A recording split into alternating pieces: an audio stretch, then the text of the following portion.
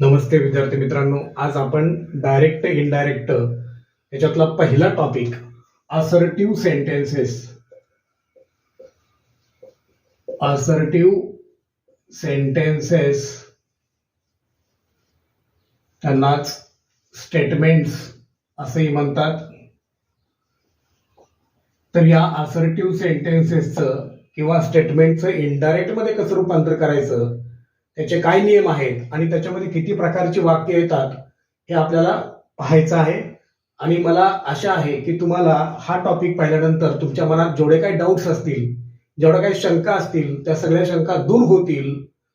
तर चला बघूया आपण असर्टिव्ह सेंटेन्सेस. विद्यार्थी मित्रांनो, आपल्याला अशी वेगवेगळ्या प्रकारची वाक्य परीक्षेमध्ये विचारली जाऊ शकतात की ज्याच्यामध्ये इथं गोपाल सेड, तर या वाक्यामध्ये फक्त एकटाच बोलणारा, एकटाच स्पीकर दिलाय गोपाल, याच्यामध्ये ऐकणारा व्यक्ती म्हणजे स्पीकर लिस्नर दिलेला नाहीये. इथं गीता सेड टू रीमा, इथं स्पीकर गीता आहे, रीमा लिस्नर आहे. दोघेही स्पीकर आणि लिस्नर दिलेले आहेत, राईट. तर इथं स्पीकर दिलेला आहे आणि लिस्नर डबल अवतरण चिन्हाच्या आतमध्ये दिलेला आहे. चौथ्या वाक्यामध्ये स्पीकर सुरुवातीला आहे आणि लिस्नर जो आहे, ऐकणारा व्यक्ती जो आहे, तो डबल अवतरण चिन्हातील वाक्याच्या शेवटी आहे.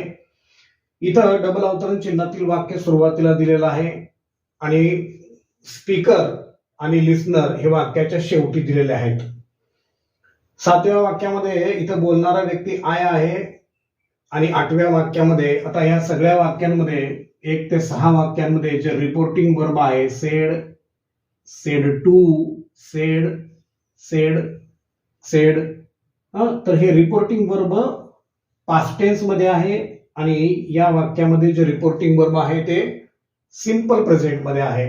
तर अशा वेगवेगळ्या प्रकारची वाक्य आपल्याला परीक्षेमध्ये विचारू शकतात. वाक्य कसलंही असू द्या, आपल्याला ते वाक्य सोडवता आलंच पाहिजे.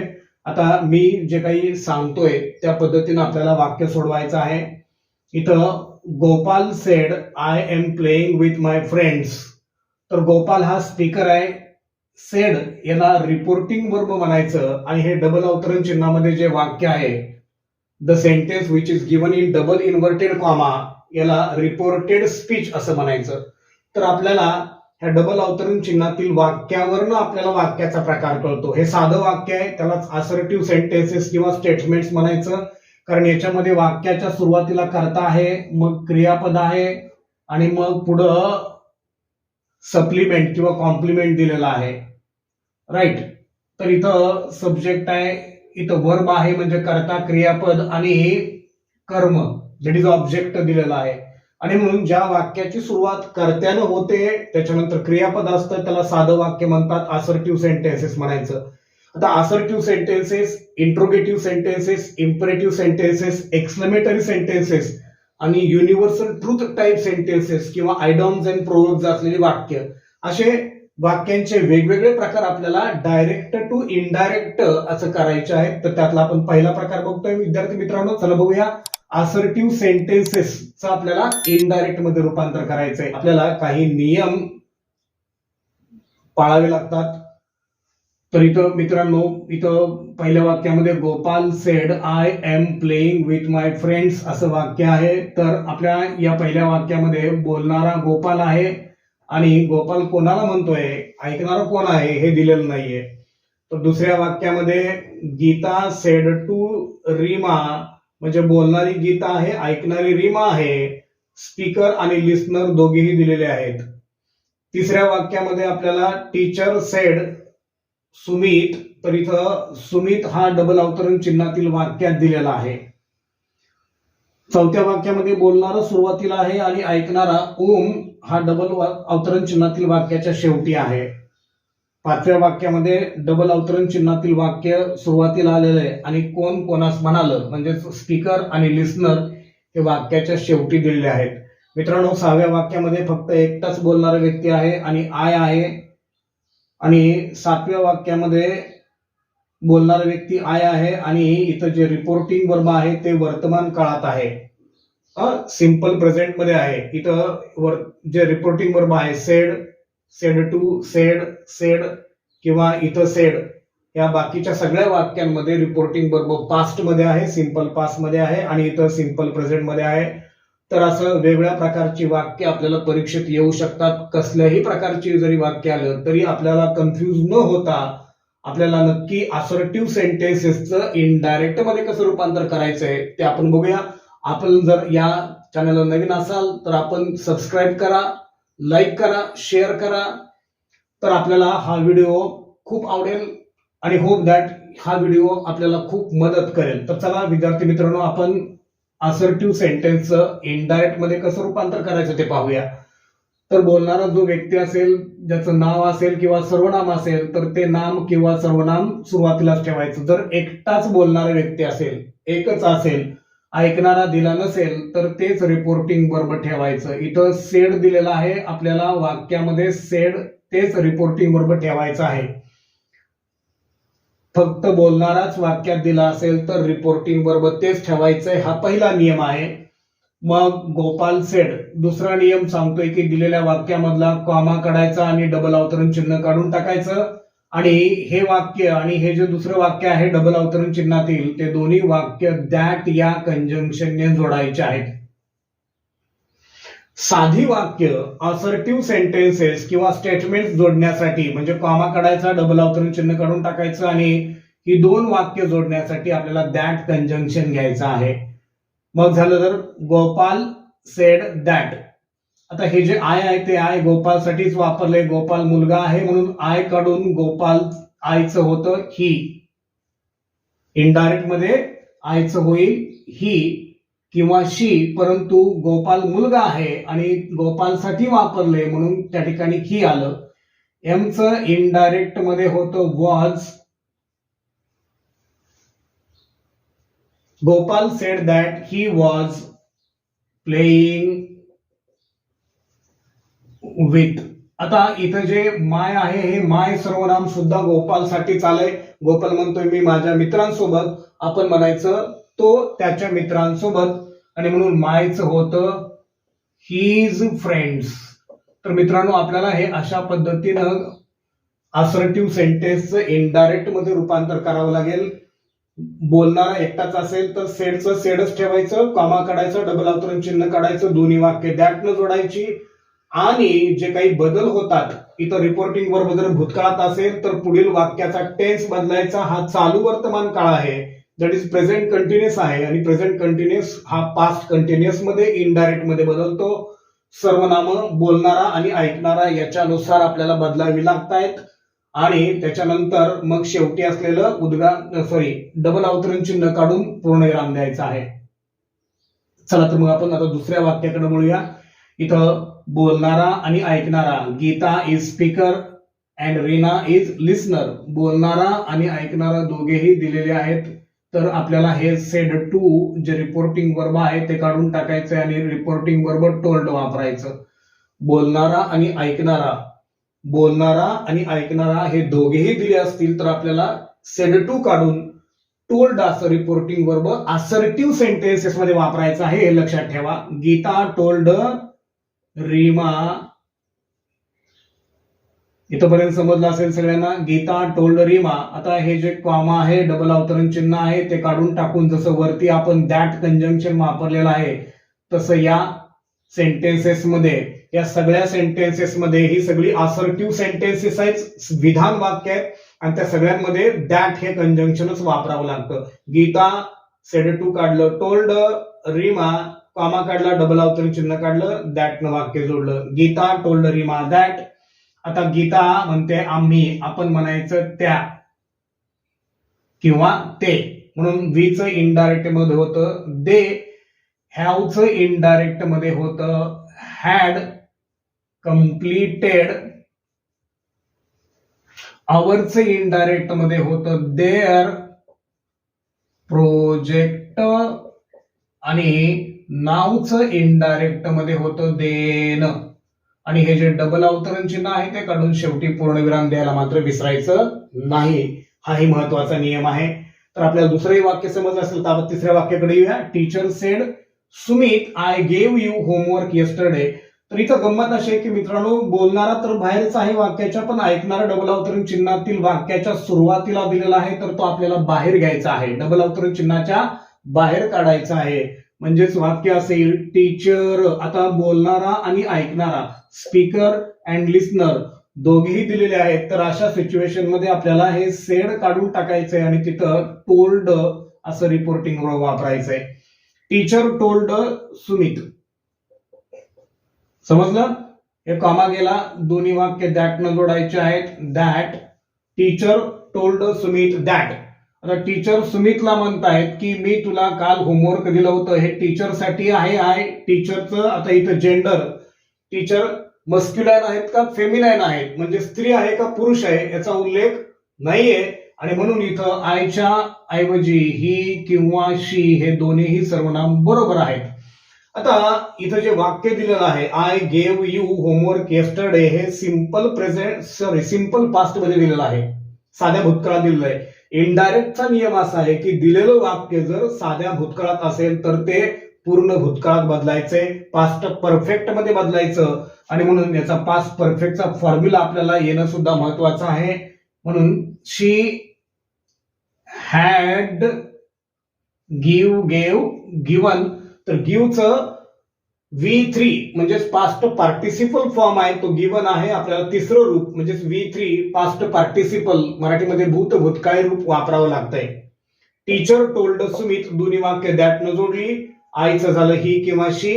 आता हा सिंपल पास्ट आहे, त्याचं पास्ट परफेक्ट करायचं आहे. Simple past changes into past perfect tense, म्हणून हॅड गिवन. आता सुमितला म्हणतायत, म्हणजे सुमित एक वचन आहे म्हणून यूच होतं हिम, होमवर्क. आणि मित्रांनो, येस्टरडे जो आहे त्या येस्टरडे शब्दाचं द प्रिव्हियस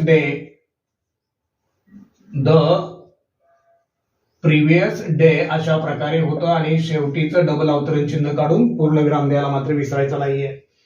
समजलं असेल. आता आपण चौथ्या वाक्याकडे वळूया. राधा सेड, आता याही वाक्यामध्ये बोलणारा आणि ऐकणारा दोघेही दिलेले आहेत. राधा बोलणारा व्यक्ती आहे आणि ओम हा लिस्नर दिलेला आहे. स्पीकर आणि लिस्नर दोघेही दिलेत, म्हणून सेड काढून आपल्याला तिथं टोल्ड वापरायचं आहे. त्याला रिपोर्टिंग वर्ब असं म्हणायचं. टोल्ड सेड हे रिपोर्टिंग वर्ब आहेत. राधा टोल्ड, आणि मग तो जो लिस्नर आहे तो आपल्याला सुरुवातीला घ्यायचा आहे. राधा टोल्ड ओम, हे कॉमा गेला, डबल अवतरण चिन्ह निघून जाईल. दोन्ही वाक्य आपल्याला दॅट न जोडायचे आहेत. That, Radha told Om that. आता राधा म्हणते my friend does not speak, म्हणजे माझा मित्र माझ्याशी कालपासून बोलत नाहीये. म्हणजे हे माय राधासाठी वापरले. राधा मुलगी आहे आणि म्हणून मायचं होतं हर किंवा हीज होतं, पण मुलगी असल्यामुळे हर येणार तिथं. हर फ्रेंड हा आहे सिंपल प्रेझेंट टेन्स, आणि इनडायरेक्ट करताना दिलेलं वाक्य जर सिंपल प्रेझेंट मध्ये असेल तर त्याचा सिंपल पास्ट करायचा असतो, आणि म्हणून डजचं इनडायरेक्ट मध्ये होतं डिड नॉट स्पीक विथ. हे मी राधासाठी आहे आणि म्हणून मीच होतं हिम किंवा हर, पण राधा मुलगी आहे आणि म्हणून तिथं आलं हर.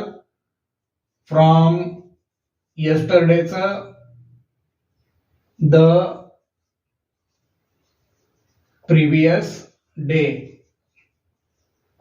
किंवा the day before. The previous day किंवा द डे बिफोर असं दोन्हीपैकी एक कुठलं तरी लिहायचं. आता पुढचं वाक्य बघूया. तर मला खात्री आहे की तुम्हाला आतापर्यंतची सगळी वाक्य समजली असतील. आता हे पुढचं वाक्य बघूया. Your father will teach you said Arun to Aruna.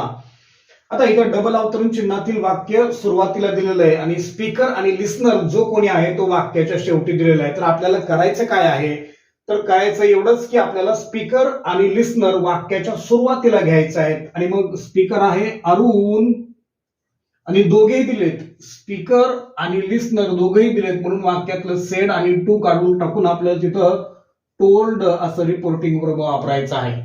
Arun told Aruna. हे साधी वाक्य आहेत, असर्टिव्ह सेंटेन्स आहेत, म्हणून दोन्ही वाक्य जोडण्यासाठी दॅट हे कंजंक्शन वापरायचं आहे. Arun told Aruna that. अरुण अरुणाला म्हणतोय की your father will teach you, म्हणजे अरुणाचे वडील तिला शिकवतील. तर हे युअर अरुणासाठी आहे.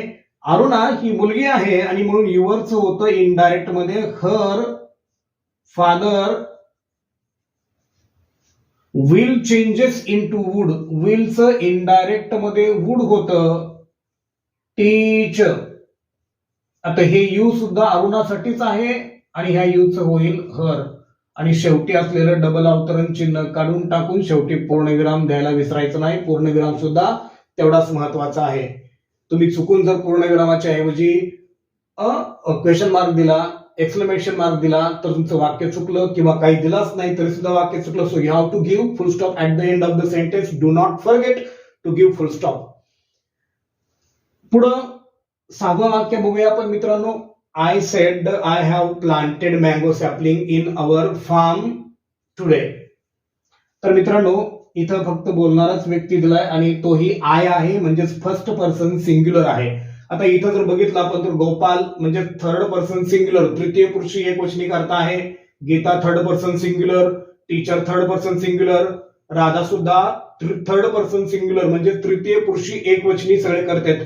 So far this sentence is concern. 6व्या वाक्याचा विचार केला तर इथं फर्स्ट पर्सन सिंग्युलर म्हणजे प्रथम पुरुषी एकवचनी करता आहे. आणि मग जर बोलणाऱ्याच्या ठिकाणी स्पीकर म्हणजेच बोलणाऱ्याच्या ठिकाणी आय किंवा व्ही अशी जर सर्वनामं असतील तर त्या सर्वनामांमध्ये म्हणजे पुढे जे वाक्य येईल म्हणजे डबल अवतरण चिन्हातील वाक्य जे आहे त्या वाक्यामध्ये आयच्या किंवा व्हीच्या संदर्भात जेवढी सर्वनामं येतील त्या सर्वनामात बदल करायचा नाही. हा नियम आहे, लक्षात ठेवा. मी पुन्हा एकदा रिपीट करतोय. जर इथं बोलणाऱ्याच्या ठिकाणी आय किंवा व्ही असेल तर पुढे जे वाक्य असेल त्या वाक्यामध्ये जे काही आयच्या संदर्भात सर्वनामं येतील किंवा व्हीच्या संदर्भात सर्वनामं येतील त्या सर्वनामांमध्ये बदल करायचा नाही. मग आयच्या संदर्भात इथं आय आहे, इथं अवर आहे, तर त्या सर्वनामांमध्ये बदल करायचा नाही, ती तशीच लिहावी लागतात. आय सेड हे असर्टिव्ह म्हणजे साधी वाक्य आहेत.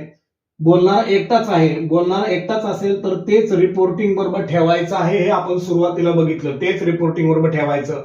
बोलणारा आणि ऐकणारा दोघे असतील तरच सेड टू काढून टोल्ड वापरायचं. लक्षात आलं. आय सेड इथलं कॉमा जाईल, डबल अवतरण चिन्ह निघून जाईल. आता ही साधी वाक्य आहेत म्हणून आपण वरची सगळी वाक्य दॅट या कंजंक्शन न जोडलेले आहेत. म्हणून पुन्हा एकदा आपल्याला हे वाक्य दॅट न जोडावं लागेल. I said that. आता इथं बोलणारा आय आहे आणि म्हणून आयच्या संदर्भात येणारी सर्वनाम म्हणजेच आय बदलणार नाही, ते तसंच लिहावं लागेल आय. आता रिपोर्टिंग वर्ब पास्ट टेन्स मध्ये आहे. इथं रिपोर्टिंग वर्ब दिलेल्या वाक्यामध्ये पास्ट टेन्स मध्ये आहे आणि म्हणून पुढच्या वाक्याचा काळ बदलायचा आहे. हा आहे आय हॅव कम्प्लिटेड म्हणजे पूर्ण वर्तमान काळ. मित्रांनो इनडायरेक्ट मध्ये पूर्ण वर्तमान काळाचा पूर्ण भूतकाळ करावा लागतो म्हणून हॅवचं होईल हॅड. लक्षात आलं. I said that I had planted mango sapling